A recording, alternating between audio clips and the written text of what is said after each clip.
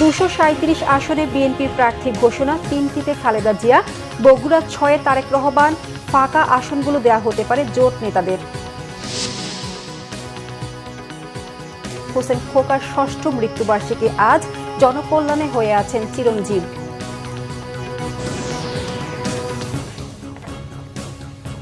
দেখছিলেন crown cement সংবাদ শিরোনাম, এবার বিস্তারিত।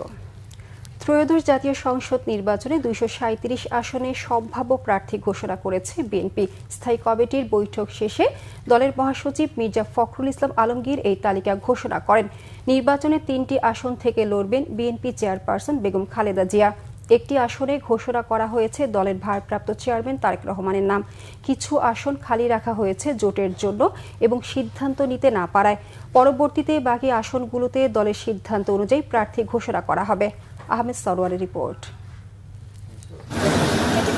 সোমবার বেলা 12:30টার দিকে গুলশানে বিএনপি চেয়ারপারসনের কার্যালয়ে বৈঠক শুরু করে দলের স্থায়ী কমিটি। ভারপ্রাপ্ত চেয়ারম্যান তারেক রহমানের সভাপতিত্বে বৈঠক চলে মাগরিব পর্যন্ত। বৈঠকে বিভাগীয় সাংগঠনিক ও সহসাংগঠনিক সম্পাদকদের সাথেও কথা বলে স্থায়ী কমিটি।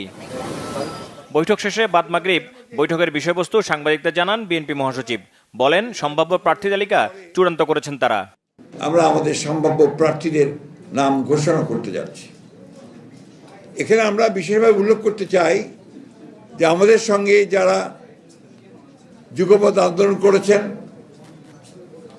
তাদের যে সমস্ত আসনে তারা আগ্রহী, সেই সমস্ত আসনগুলোতে আমরা কোনো প্রার্থী দেইনি। পঞ্চগড় 1 ব্যারিস্টার মোহাম্মদ নওশাদ জমির, পঞ্চগড় 2 ফরাজ হোসেন আজাদ, ঠাকুরগাঁও 1 আমি নিজে মির্জা ফখরুল ইসলাম আলমগীর, ঢাকা 1 খন্দকার আবু আশফাক, ঢাকা 2 আমানুল্লাহ আমান, ঢাকা 3 গয়েশ্বর চন্দ্র রায়, ঢাকা 4 তানভীর আহমেদ রবিন, ঢাকা 5 নবিউল্লাহ নবী, ঢাকা 6 ইশরাক হোসেন, ঢাকা 7 পরে ঘোষণা করা হবে, ঢাকা 8 মির্জা আব্বাস উদ্দিন আহমেদ, ঢাকা 9 পরে ঘোষণা করা হবে, ঢাকা 11 এম এ কাইয়ুম, ঢাকা 12 সাইফুল আলম নীরব, ঢাকা 13 পরে ঘোষণা করা হবে, ঢাকা 14 সঞ্জিদা ইসলাম তুলি,